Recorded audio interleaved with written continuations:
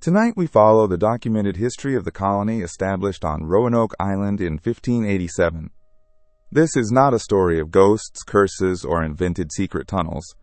It is a quiet story made from ships, logs, a governor's account, a carved word, the knowledge of native communities, archaeology, weather, war, and a great many unanswered questions. We will move slowly through the evidence and allow the uncertain parts to remain uncertain.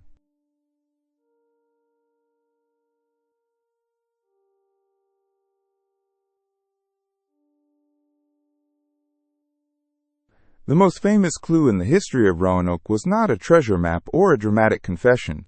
It was a word, Croatoan. In August 1590, Governor John White returned to the place where he had left a colony of English men, women, and children 3 years earlier. He found no colonists there. He found an empty settlement, buildings taken down, and the word Croatoan carved into a post. On a tree nearby, he saw the shorter word CRO. The marks became famous because they pointed somewhere, but did not explain everything. The word did not mean an unknown magical land. Croatoan was the name of both a people and a place associated with what is now Hatteras Island. White had agreed with the colonists that, if they moved, they would leave a sign telling him where they had gone. He also expected a cross if they had left under distress. No cross was reported with the carving. That is the beginning of the mystery, and also the beginning of a careful possible answer.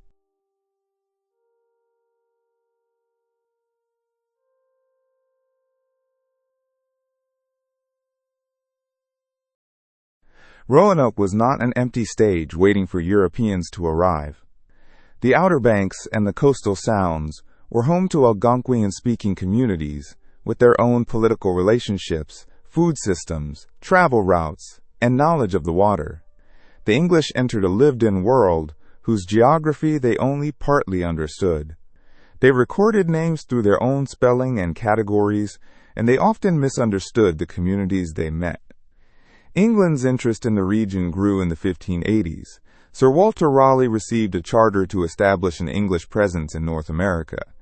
The project mixed several motives: trade, settlement, rivalry with Spain, privateering, religious ambition, and the hope of wealth. Maps made distant shores appear invitingly simple.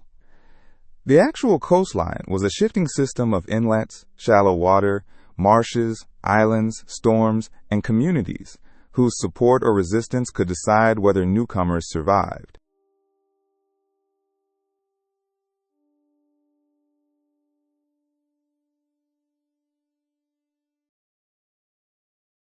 The 1587 colony was not the first English group at Roanoke. In 1585, a largely military expedition led by Ralph Lane had been left there. Relations between the English and local communities became tense. Food was limited, expectations did not match reality, and English actions caused fear and anger.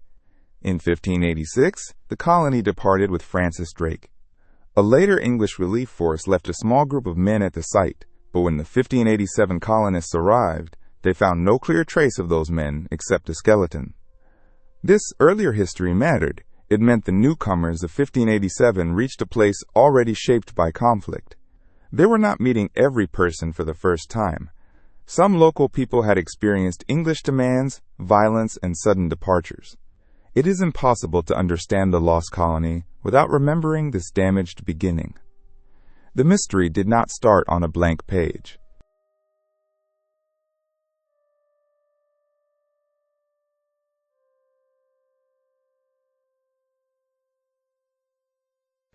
The new expedition was planned as a more permanent settlement.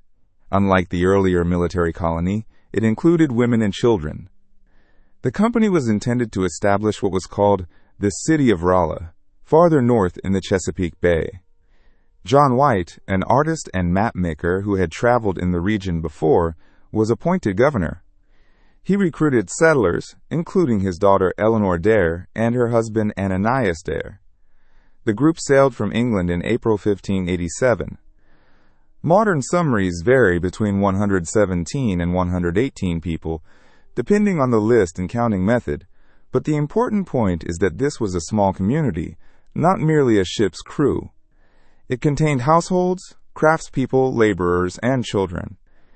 The plan depended on arriving at the intended site, finding a workable harbor, securing food, and maintaining relationships with people already living there. None of those things were guaranteed.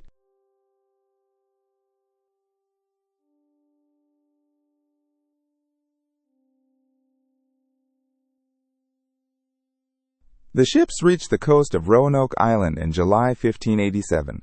Roanoke was meant to be a stop, where White could look for the men left behind in the previous year.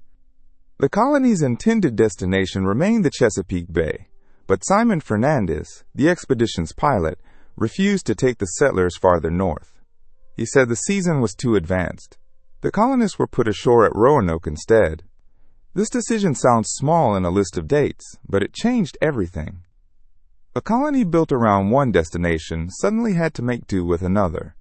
The settlers repaired the remaining fortifications and dwellings. They worked in a place with damaged relationships, uncertain food supplies, and a short time before winter. The English project carried its own conflicts with it, competing priorities, limited authority, and captains who did not always share the settlers' long-term goals.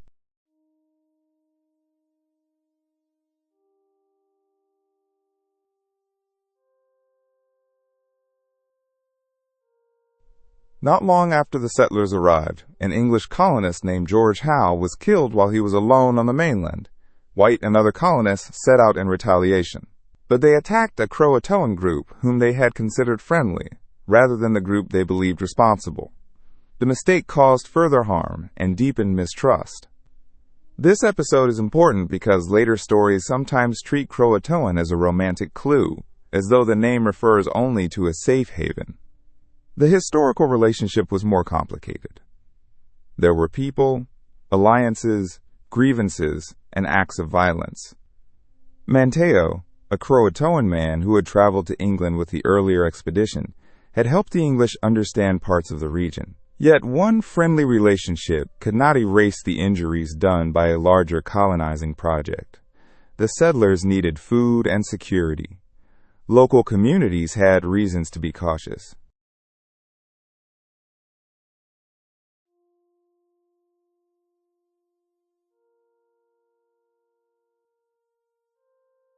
On the 18th of August, 1587, Eleanor Dare gave birth to Virginia Dare. Virginia is often described as the first English child born in the English colonies in North America. Her birth became an enduring symbol in later American memory. But in the moment, she was also simply a newborn in a vulnerable settlement, born to parents facing an uncertain winter and a shortage of supplies. The popular stories built around Virginia Dare can make Roanoke feel like a legend. It helps to return to the ordinary fact. A family was there. A grandparent, John White, was there.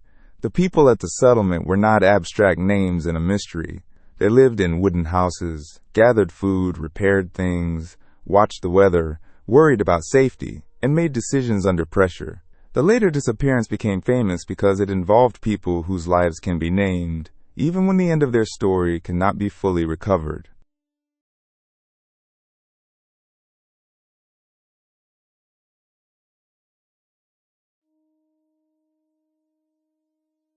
The settlers asked White to return to England for help. The colony was short of provisions and faced growing insecurity.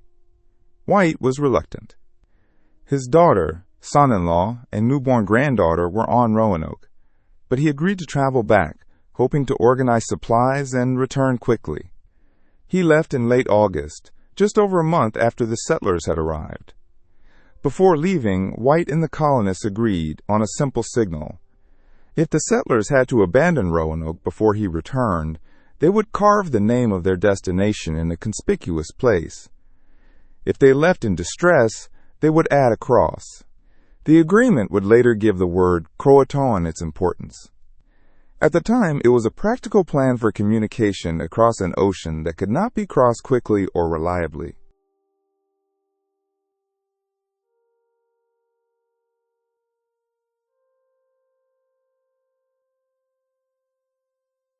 White reached England expecting to return in the spring of 1588, But England was preparing for the threatened invasion of the Spanish Armada. Queen Elizabeth's government needed ships close to home. The war against Spain did not merely delay a voyage. It redirected ships, money, attention, and political energy. A small settlement across the Atlantic became less urgent to people defending their own coast. There were attempts to help. White secured small vessels, but they became entangled in privateering and did not reach Roanoke. The delay extended. Seasons passed. Each year made the original plan harder to revive. The colonists had been left in 1587 expecting supplies. White could not return until 1590. The gap of 3 years is one of the central facts of the story. It created the conditions in which every later theory must be considered.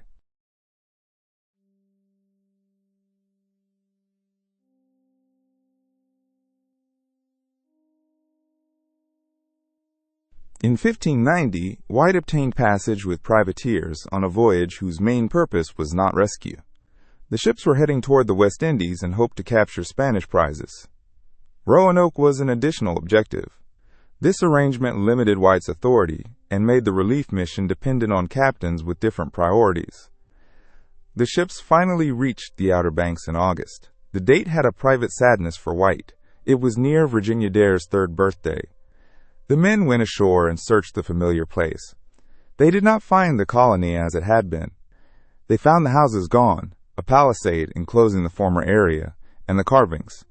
The site did not appear to show a sudden battle. White wrote that the buildings had been taken down rather than destroyed. That detail matters because it suggests, though it cannot prove, a planned departure rather than immediate catastrophe.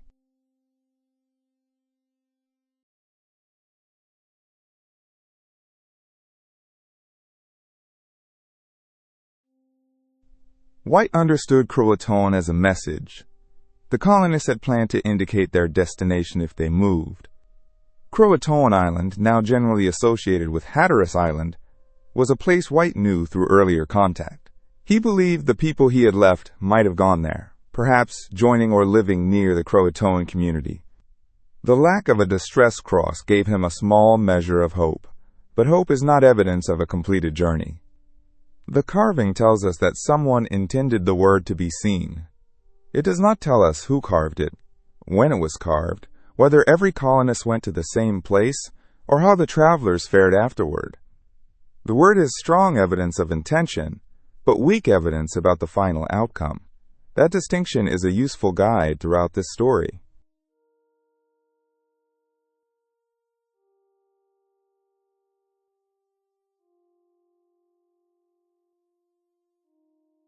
White wanted to sail to Croatoan immediately, yet the crew faced storms, damaged equipment, limited provisions, and the competing aims of the privateering voyage.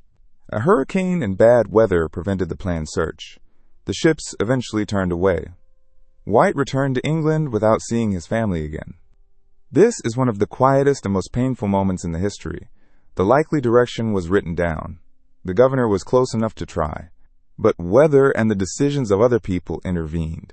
In later years, some expeditions searched for traces, but no contemporary English party returned to Croatoan in time to learn directly from the settlers. The mystery became larger partly because the nearest possible follow-up never happened.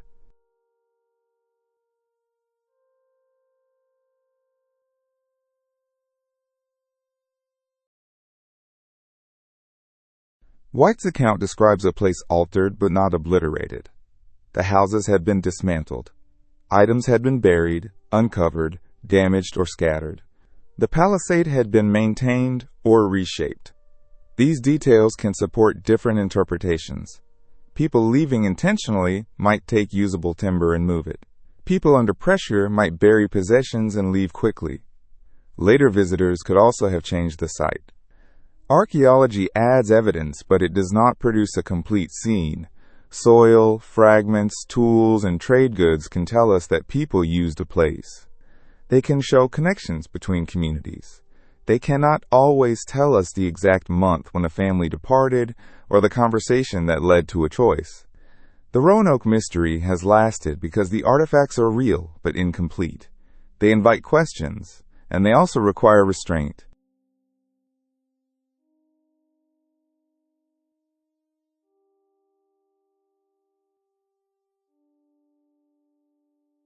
The most direct theory follows White's own interpretation. At least some colonists moved to Croatoan. The idea is plausible because the word was carved at the settlement. There had been earlier contact with Croatoan people, and the settlers knew that the island offered a possible destination. Archaeological finds on Hatteras Island include objects of European origin from the period, but the finds do not offer a final verdict. European goods could have traveled through trade, rather than through English settlers permanently living there. An island with limited resources might have struggled to support a large new population. No confirmed graves, buildings, or unambiguous community record has tied the entire 1587 group to Croatoan. The theory remains important not because it is proven, but because the actual clue points in that direction more strongly than most of the later dramatic stories.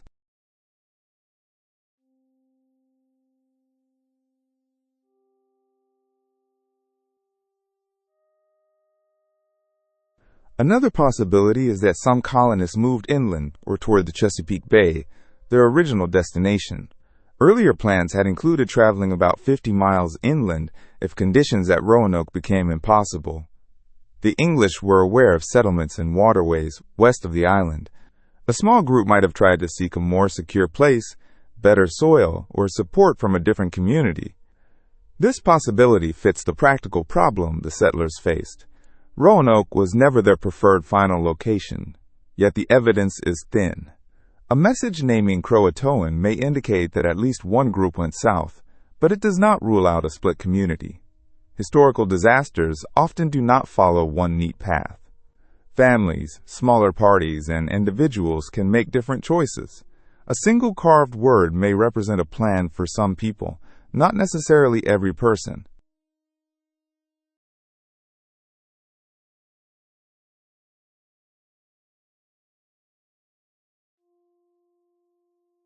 Food scarcity was a serious danger. The English had arrived poorly supplied and were dependent on local conditions and possible trade.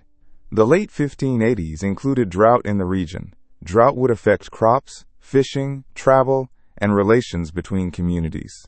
It is reasonable to think hunger and illness made life harder for the settlers. But hunger alone does not explain the empty settlement. White did not report a field of graves or clear evidence of mass death at Roanoke. Absence of visible graves is not absolute proof that nobody died. Wooden markers vanish and burials can be hard to find. Still, the available evidence does not support a simple claim that every colonist died at the original site. It is better to say that disease and hunger may have been part of the pressure that encouraged people to leave.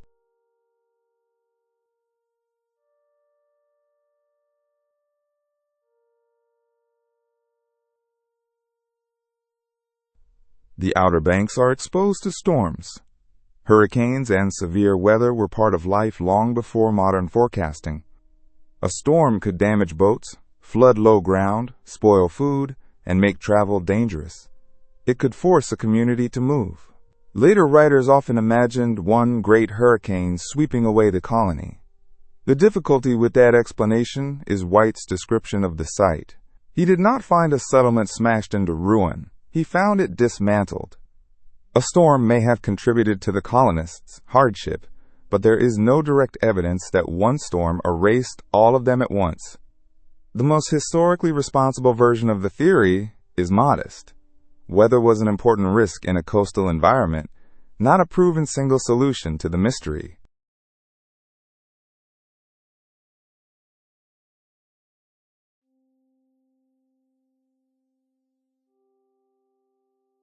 Some theories claim that nearby communities killed the colonists. Relations had certainly deteriorated, and violence had occurred. The English had acted aggressively. Local communities had strong reasons to protect their own land and food. It would be wrong to pretend that relations were peaceful. Yet there is no direct contemporary evidence showing a single attack that destroyed the entire colony. White did not report battle damage at the abandoned site. Later accounts sometimes mixed rumor, memory, and political interests. The evidence allows us to acknowledge the possibility of conflict without declaring a massacre as fact. This is an important part of the story's ethics.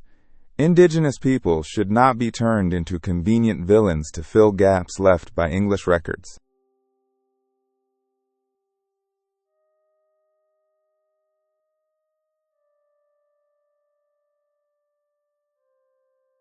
Over 4 centuries, Roanoke attracted many stories. Some describe a secret migration. Some imagine assimilation into communities farther inland. Some propose Spanish attack, pirate capture, disease, storms, murder, or supernatural transformation. The more dramatic a theory becomes, the easier it is to remember. But a memorable story is not automatically a well-supported one. Historical evidence has different weights. A contemporary account, an excavated object with a secure context, a documented oral tradition, and a 19th century rumor should not be treated as if they were identical. The quiet discipline of history is to ask not only whether something could have happened, but what evidence would allow us to say it probably did.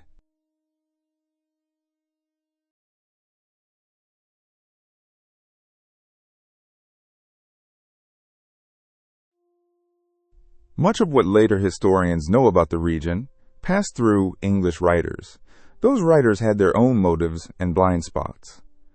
Native communities had their own knowledge, relationships, and oral traditions, but colonial violence and displacement disrupted the ways that knowledge could be recorded and preserved.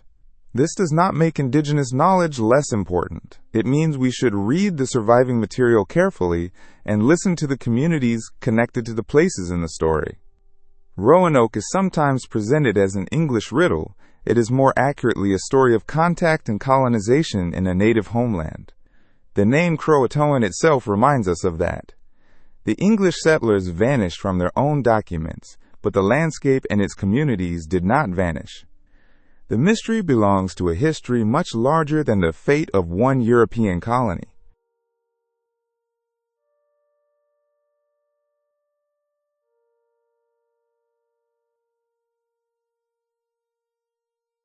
Archaeologists have investigated sites on Roanoke Island and nearby areas for many years. They search for traces of English settlement, native communities, trade, and later landscape changes. Excavation is slow. A fragment of pottery or metal may be useful only when its location, soil layer, and relationship to other finds are understood. Modern archaeology can refine old assumptions. It can show that a place was occupied earlier or later than once believed. It can reveal the movement of goods. It can also produce ambiguity. The same European object might indicate a settler's presence, a gift, trade, reuse, or later disturbance. The responsible conclusion is sometimes simply that more study is needed. This is not a failure. It is how a careful field protects itself from claiming too much.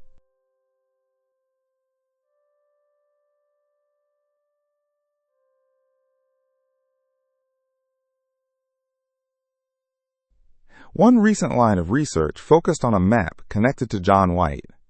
A small paper patch on the map appeared to cover a symbol near the Albemarle Sound area. Researchers considered whether it might refer to a planned fort or settlement location. The possibility is intriguing because it connects to the idea that colonists could have moved inland. Yet intriguing is not the same as settled. A map can show intention without recording what later occurred. The patch may preserve a clue to planning, not a record of a completed migration. The value of such research lies in opening a focused question. Where should archaeologists look, and what kinds of evidence would count? It does not allow us to announce that the colony has been found.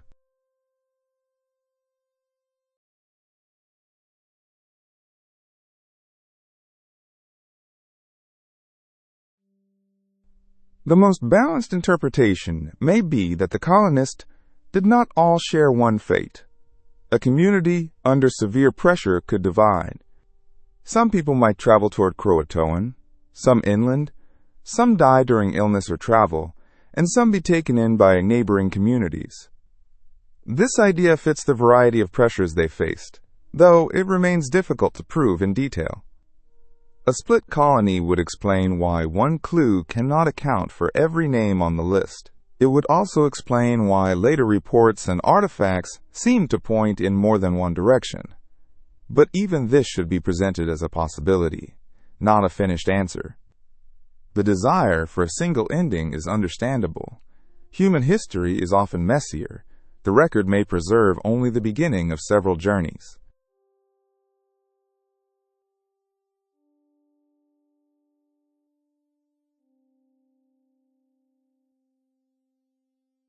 After his return to England, John White largely disappeared from the historical record. He had failed to learn the fate of his daughter, son-in-law, and granddaughter. Raleigh sent later expeditions to look for survivors, but none supplied a clear answer. England would establish Jamestown in 1607, a new settlement that learned, imperfectly and at great human cost, from some of the failures of earlier ventures.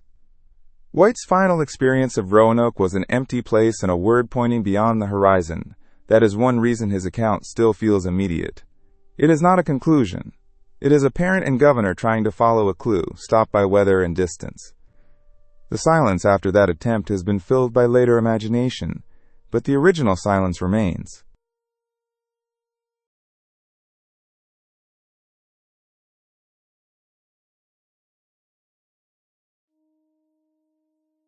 We can say that a colony of English families arrived at Roanoke in 1587 when it had intended to settle elsewhere.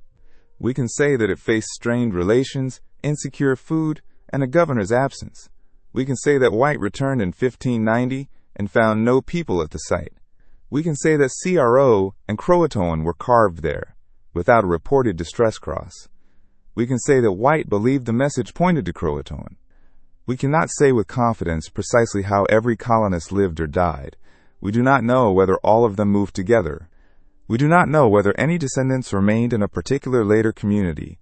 A trustworthy history is not weakened by that admission. The boundary between known and unknown is part of what makes the story real.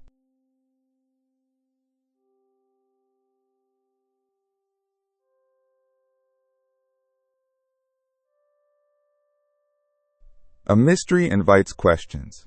A myth can pretend it already knows the answer. Roanoke has room for mystery because the evidence is incomplete. It does not need supernatural explanations to remain moving. A small settlement, far from planned support, negotiated a difficult coast in an even more difficult political situation. The people left behind a signal. The person meant to read it arrived too late to follow it. That sequence is more than dramatic enough. It asks us to think about how colonization affected everyone involved, how records are made and lost, and how a single word can become famous when the people who wrote it cannot speak for themselves. The most respectful response is not to make the silence louder, it is to listen to what survives.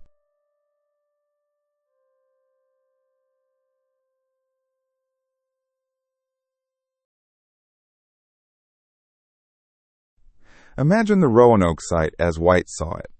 Sandy ground, weathered timber, a palisade, scattered possessions, coastal trees, and water beyond the island.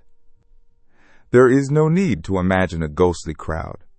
The historical image is quieter. It is a place from which people had gone, leaving an intentional sign that could no longer be fully understood. The passage of time changed the landscape. Wood decayed. Shorelines shifted. Families and communities lived new histories in the region. Yet the account remained. Scholars, archaeologists, local communities, and visitors continue to return to the question. Not because the answer is hidden in one dramatic object, but because the past is made of many partial traces that must be assembled with care.